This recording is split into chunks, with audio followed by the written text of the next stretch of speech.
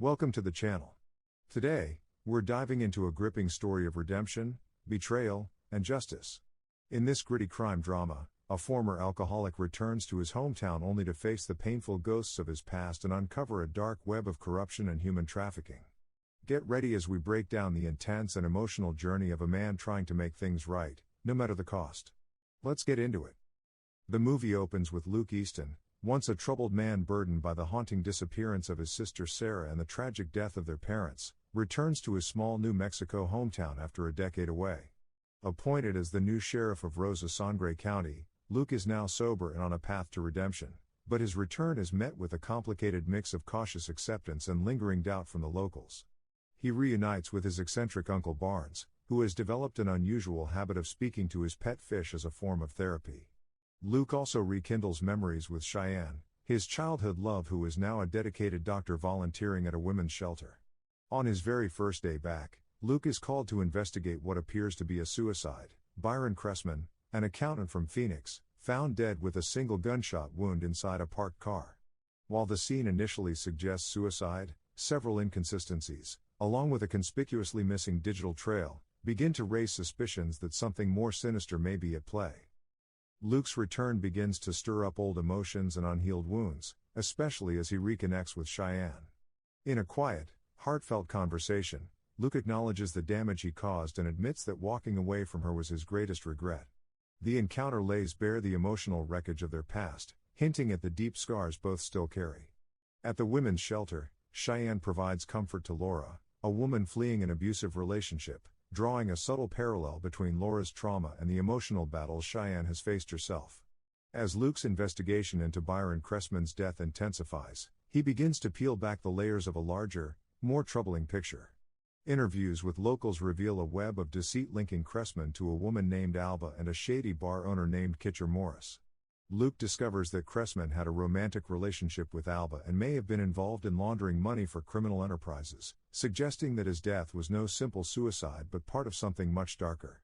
Tensions escalate within the sheriff's department as Luke's return unsettles the established order. John, a seasoned and hardened officer, openly voices his contempt for Luke, dismissing him as a fraud whose rise to sheriff was fueled more by luck and political maneuvering than merit. Their heated confrontation exposes unresolved wounds from a recent tragedy, a botched drug raid that ended in the death of a young man. John holds Luke personally accountable for the outcome, deepening the rift between them and casting a shadow over Luke's efforts to restore order and trust. Despite the growing hostility and internal opposition, Luke remains determined to press forward with his investigation.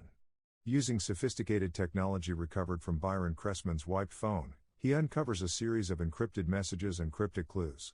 These revelations point toward a much larger conspiracy, implicating a shadowy figure known only as Jack Danes and involving substantial sums of unaccounted money, suggesting that the stakes are far higher, and more dangerous, than initially anticipated. Luke's investigation takes a critical turn during his intense interrogation of Kitcher Morris, the local bar owner entangled in the town's underbelly. Under mounting pressure, Morris reveals that Byron Cressman was not just an accountant but a courier entrusted with delivering a package, later uncovered to be millions in cash, for a mysterious and dangerous client named Jack Danes.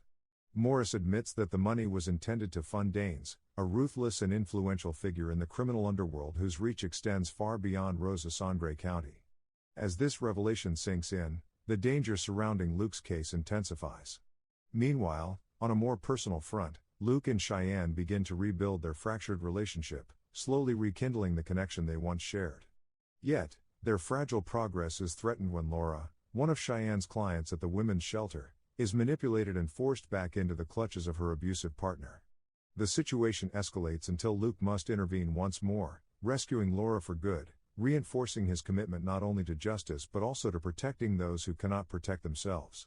Luke arranges a high-stakes meeting with Jack Danes, aiming to negotiate a trade, the return of the missing money in exchange for crucial information. However, the encounter quickly spirals out of control when Danes coldly reveals that his criminal operations extend far beyond money laundering. He is deeply involved in human trafficking, using his influence to exploit vulnerable lives. The investigation takes a darker turn as Luke uncovers the tragic past of Alba, Cressman's lover, who was once a young girl trafficked by the very cartel Danes operates within. The stakes are raised even further when Luke is unexpectedly summoned to a tense dinner with Fernando Carrillo, the ruthless leader of the Juarez cartel. Over the course of the meal, Carrillo coldly discloses that the stolen money was his property, and that Cressman's fatal mistake was attempting to flee with Alba, effectively stealing cartel funds. Carrillo delivers a chilling ultimatum: Luke must choose between helping him dismantle Danes' operation or facing death in the attempt, placing the sheriff in an impossible position between two merciless criminals. Just as Luke begins to piece together the vast and dangerous network behind the criminal syndicate, his world is shattered by a devastating personal revelation. His missing sister, Sarah, has been found, her body buried in a shallow grave on the outskirts of town. The autopsy confirms the worst: Sarah was suffocated, turning what was already a complex investigation into a deeply personal crusade for justice. Overcome with grief and rage, Luke's resolve hardens, but the loss threatens to fracture his composure. As the case grows darker, Luke's trust begins to waver, especially toward those closest to him.